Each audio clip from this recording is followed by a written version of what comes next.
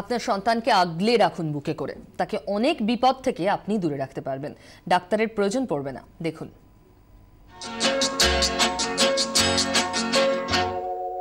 चंदा है तू मेरा सूरज है तू ओ मेरी आँखों का तारा है तू।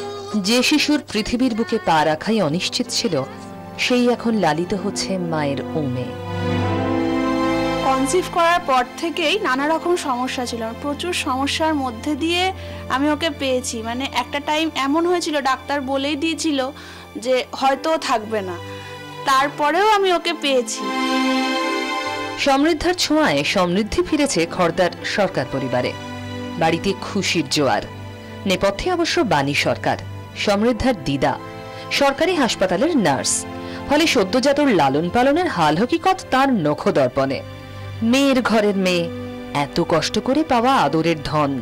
তাই সমৃদ্ধাকে লালনের জন্য মেয়ে সুলগ্নাকে নিজের হাতে শিখিয়েছেন ক্যাঙ্গারু মাতৃত্ব। আমি একটা নার্সিং প্রফেশনেই আছি, সেই জন্য আমার পক্ষে বাচ্চার কেয়ারটা খুব একটা দুরূহ ব্যাপার না। আর সেইভাবে আমি আমার মেয়েকেও ট্রেন্ড করেছি যাতে বাচ্চার কেয়ারটাও ঠিকভাবে নেয়। মার ওম পেয়ে বাচ্চার বুদ্ধি বিকাশ হবে, হ্যাঁ, মস্তিষ্ক আরও বেশি ভালো হবে, স্বাস্থ্য ভালো হবে। মেয়েকে এক মুহূর্তের জন্য কাছছাড়া করেন না মা। দাদু দোলনা এনে দিয়েছেন, কিন্তু মায়ের পরামর্শে মেয়ে তার মেয়েকে সেই দোলনায় শোয়ান না। সত্যি মা হওয়া মুখের কথা না, সবসময় মা যেটার দিকে জোর দেয় সেটা হচ্ছে আমার কাছে রাখা, আমার শরীরের ওমটা যেন ও সবসময় পায়। এতে ওর মানসিক ও শারীরিক বিকাশ যাতে দুটোই হয়। খুশিতে ভরে আছে বাড়ি। নতুন অতিথির মুখ দেখতে আত্মীয় স্বজন বন্ধু বান্ধবদের আনাগোনা। তবে সমৃদ্ধাকে কাজ ছড়া করছেনই না সুলগ্না। 24 ঘন্টার জন্য ক্যামেরা সুনীল মুদ্রার সঙ্গে কমলাক্ষ ভট্টাচার্যের রিপোর্ট, খড়দা, উত্তর 24 পরগনা। ফোনে কেউ রয়েছেন, বলুন। হ্যাঁ, আমি হাওড়া থেকে অদিতি মণ্ডল বলছিলাম। বলুন। আমার বাচ্চার বয়স 3 বছর। তো যে শোটা যে বিষয় হয়েছে মায়ের কোলে শিশুর স্বাস্থ্য, তো সেটা মোটামুটি কত বছর পর্যন্ত মেনটেন করা যেতে পারে? শিশুর তো বয়স বাড়ার সাথে সাথে বৃদ্ধিতে সবসময়। একটু আগেই ডক্টর ভট্টাচার্য উত্তর দিয়ে দিয়েছেন, 3 মাস চোখ বন্ধ করে করুন, ম্যাক্সিমাম রেজাল্টটা আপনি পেয়ে যাবেন। তারপরও করতেই পারেন যদি সময় থাকে, সম্ভব হয়। 6 মাস অবধি তো মনের আনন্দে করা যায়, করা যেতেই পারে, চাইলে আরো এগিয়ে নিয়ে যাওয়া যেতেই পারে। easy। শুনতে থাকুন, ধন্যবাদ। আর কে আছেন? হ্যালো হ্যালো, হ্যাঁ বলুন। হ্যালো, বলুন, আমরা শুনছি। হ্যাঁ বলছি, আমি ওইটাই প্রশ্ন করছিলাম যে যদি অনেক মায়েদের ব্রেস্ট মিল্ক হয় না। হ্যালো, আমরা শুনছি, আপনি বলুন। বললেই হলো। অনেক মায়ের ব্রেস্ট মিল্ক হয় না, সেই ক্ষেত্রে কি কি করা হতে পারে? শুনতে থাকুন আপনি, ডক্টর ভট্টাচার্য। অনেক মায়ের ব্রেস্ট মিল্ক হয় না, এটা একটা মিথ। কি হয়, ইনিশিয়েশন অফ ব্রেস্ট ফিডিংটা ভালো করে করানো হয় না। এটা ডাক্তারদের কর্তব্য এবং নার্সদের কর্তব্য। এটা ভালো করে করলে, কই আমি তো বড় একটা হাসপাতালে এত বছর ধরে করছি, আমার তো কই আজ অবধি দেখলাম না কারোর। কিন্তু অনেকে এরকম বলেন যে একটা দুটো কেস পাওয়া যায়, একটা দুটো কেস হয় জেনুইন।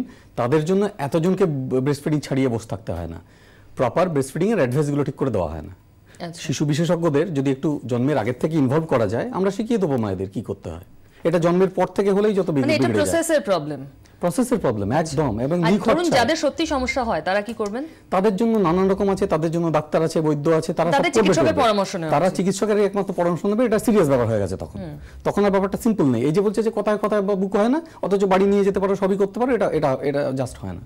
এটা পুরোপুরি, আমি যদি খুব সহজ ভাষায় বলি, নেচার যখন একটা বেবিকে দিয়েছে, নেচার তার কিন্তু ব্যবস্থা করেছে। সো মায়ের বুকের দুধ ন্যাচারাল ওয়েতেই আসবে, শুধু সেটার নিয়ম অনুযায়ী যদি প্রপারলি খাওয়ানো হয় এবং খুব তাড়াতাড়ি যদি ব্রেস্ট ফিডিং শুরু করা যায়, যে একটা নর্মাল ডেলিভারি হলে তার 1 ঘন্টার মধ্যে ব্রেস্ট ফিডিং শুরু করা হয়, এবং তার সাথে সাথে প্রপার টেকনিক, যে ঠিকভাবে ধরেছে কিনা, ঠিকভাবে বাচ্চা খুব সহজভাবে আছে কিনা, এই ধরার টেকনিকগুলো আমি জানবো আপনাদের থেকে। কিন্তু তার আগে একটু টেলিফোনে কে আছে শুনে নি। হ্যাঁ বলুন। হ্যালো, হ্যাঁ আমি অন্বেষা বলছি মুর্শিদাবাদ থেকে। হ্যাঁ বলুন। আমার 2টো বাচ্চা, হ্যাঁ, তো 2টো বাচ্চার ক্ষেত্রে আমি যেটা দেখলাম যে কলকাতার বেসরকারি হাসপাতালে হওয়ার পরও বাচ্চাকে মায়ের কাছে দেওয়া হলো না। প্রথম 5 দিন বাচ্চাকে রাখা হলো বেবি কেয়ারে, আমি থাকলাম আমার রুমে। হ্যাঁ, তো এইটা কেন? এর ফলে কি হলো, বাচ্চা তো ব্রেস্ট ফিড করলোই না, আমার বাচ্চা প্রথম 5 দিন তো পেলোই না, এবং তারপরেও সে আর কিন্তু ব্রেস্টফিড করলোই না। তো আমি বুঝতে পেরেছি, প্রথমেই- ধন্যবাদ আপনি এটা প্রশ্ন করেছেন, তবে এটাই কি জেনারেল রুল? না, এটা জেনারেল এটা তো এই নয় বাচ্চাটি যে নিশ্চয়ই। 5 দিন বাইরে ছিল মায়ের থাকে, তার একটা সমস্যা ছিল, সেটা হয়তো বাবা মা ভালো বুঝতে পারেননি বা আছে, কিন্তু মানে সমস্যা ছাড়া 5 দিন আলাদা রাখার তো কোনো রাখবে যুক্তি না, থাকে কেউ রাখবে না। হ্যাঁ, বড় জোর একদিন রেখে দিতে পারে, এক রাত রেখে দিতে পারে, সেটাও সেই প্র্যাকটিসটাও চেঞ্জ প্রয়োজনের হওয়া উচিত, ভিত্তিতে। সেটাও প্র্যাকটিসটা চেঞ্জ হওয়া উচিত। কিন্তু যদি প্রয়োজন থাকে তাহলে ডেফিনেটলি রাখা উচিত, কারণ জন্মের পরে অনেক রকম গন্ডগোল হয়, তো ডাক্তারদের দেখতে হতে পারে। কিন্তু এই যে 5 দিন হয়ে গেল তার সে ব্রেস্টফিডিং করলো না, আবার কিন্তু রিএস্টাবলিশ করা যায়। ডাক্তারের যদি কাজটা খুব সুষ্ঠুভাবে করে সে মায়ের সাথে, একটু খাটনি আছে, এই খাটনিটা খাটলেই কিন্তু হয়ে যায়। মানে আবার ওটাকে শুরু করা অস্বাভাবিক বা অসম্ভব অসম্ভব নয়। নয়। আর কেউ আছেন বোধহয় ফোনে? হ্যাঁ বলুন। Hello ma'am. হ্যাঁ বলুন। হ্যাঁ ম্যাম, আমি আলিপুরদুয়ার থেকে জিৎ বোস বলছিলাম। বলুন। বললাম ম্যাম যে আমার বাচ্চার বয়স হচ্ছে 1.5 মাস। তো গত 4 দিন আগে আর কি আমি ডাক্তার দেখে বলবো বুঝতে পারছি। কফ বসেছে। তো বাচ্চাকে দেখানোর পরে ডাক্তারবাবু ইনহেলার দিয়েছিল। তো ম্যাম আমি জানতে চাচ্ছি ডাক্তারবাবুদের কাছে যে এই ইনহেলারটা কি, মানে এখন যে আমি ইউজ করছি এটা কি ফিউচারে বাচ্চার জন্য কোনো প্রবলেম হবে? শুনতে থাকুন আপনি। ইনহেলার দিয়েছে বাচ্চাকে, 1.5 মাস বয়স মাত্র। এর আগেও একজন সর্দি কাশি নিয়ে প্রশ্ন করেছিলেন, একবারে যদি বলে দেন। সো খুব সহজভাবে বললে ইউজুয়ালি বাচ্চাদের এত ছোট বয়সে ইনহেলার লাগে না, এবং ইনহেলার থেরাপিতে আমরা খুব একটা বিশ্বাস করি না এই সময়টাতে। যদি বুঝে থাকেন যে এমন একটা দরকার যেখানে নেবুলাইজেশন করে, হয়তো খুব ঠান্ডা লেগে গেছে তার জন্য নেবুলাইজেশন করে, এই সময়টার জন্য অ্যাকিউট কন্ডিশনটাতে খুব খারাপ অবস্থাতে যাতে এই সময়টা টাইড ওভার করা যায় সেই জন্য হয়তো দিয়েছেন, কিন্তু সেটাও আমার মনে হয় না লং টার্মে কোনো ক্ষতি করবে। যেহেতু বাচ্চাটির হয়তো নিঃশ্বাসে অসুবিধা হয়েছে সেই জন্য দিয়েছেন, এটা সাময়িক একটা, যাতে ভালোভাবে থাকে। আচ্ছা, আরো একটা প্রশ্ন, আমরা প্রতিবেদনও দেখছিলাম বাচ্চার কট রয়েছে কিন্তু মা সেখানে না শুয়ে বাচ্চাকে নিজের কাছে রাখেন, এটাই কি উচিত না? কটে আমি শোয়ালে তো ওনাকে বাণী বলে যিনি দেখালেন, যাকে দেখালেন, আমি তো ওনাকে সাধুবাদ দেবো, অসাধারণ জিনিস। এটাকেই বলা হচ্ছে রুমিং ইন, এটা সায়েন্টিফিক্যালি প্রুভড। তো আমরা চাইবই যে বাচ্চাকে মায়ের সাথে রাখা, মায়ের ওয়ার্মথটা পাওয়া। মায়ের ওয়ার্মথটা হলে বাচ্চা অবশ্যই আরো ভালোভাবে মানে বাড়বে। বেবি কট নয়, বাচ্চাকে নিজের কাছে শোয়ানো অন্তত 3 মাস। এটা বেবি ফ্রেন্ডলি হসপিটাল ইনিশিয়েটিভের ওয়ান অফ দ্য ইনিশিয়েটিভ, যে রুমিং ইন করে বাচ্চাকে মায়ের সাথে রাখো। বেশ, খুব সংক্ষেপে একটু টেকনিকটা যদি বলেন, ধরবে কি করে বাচ্চাকে? হ্যাঁ, বাবা বা মা যেই রাখবে সে নিজে জামা কাপড়টা খুলে, সামনের দিকটা খুলে, বেবিকে তাকেও সম্পূর্ণ খুলে, শুধুমাত্র মাথায় একটা প্রিমেচিওর বেবি হলে ছোট টুপি থাকবে, উলের ছোট্ট একটা টুপি থাকবে, আর নিংটির মতো একটা পরিয়ে দেবে।